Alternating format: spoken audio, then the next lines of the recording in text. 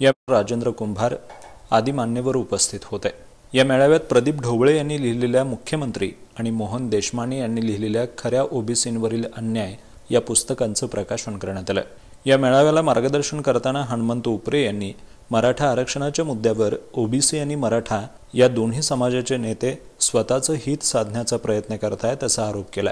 आता काय वाटतं आमच्या ओबीसीला? मराठी आता अतिक्रमण करणार आहेत, आमच्यावर अतिक्रमण करणार आहेत म्हणून आमचा ओबीसी काय करतो? आमच्या प्रस्थापित ओबीसीला मतदान करतो, त्याच्या सांगण्यावर मतदान करतो। आणि प्रस्थापित मराठ्यांना काय वाटतं, विस्थापित मराठ्यांना काय वाटतं की आता आम्हाला आरक्षण मिळणार आहे म्हणून प्रस्थापित मराठ्यांना तो मतदान करतो।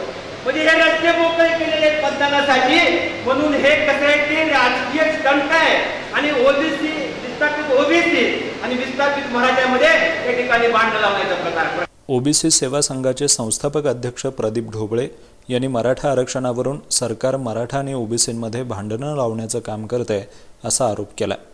आज ओबीसी सेवा संघ कोल्हापूर शाखेतर्फे खऱ्या ओबीसीवरील अन्यायाविरुद्ध अभियान म्हणून आज हा महामेळावा आम्ही आयोजित केलेला आहे आणि या महामेळाव्याद्वारे आम्ही या महाराष्ट्राला हा मेसेज देऊ इच्छितो की आज महाराष्ट्रामध्ये ओबीसींना 19% आरक्षण आहे, केंद्रामध्ये 27% आरक्षण आहे, लोकसंख्येने 52% असणाऱ्या ओबीसींना हे तोकडे आरक्षण आहे।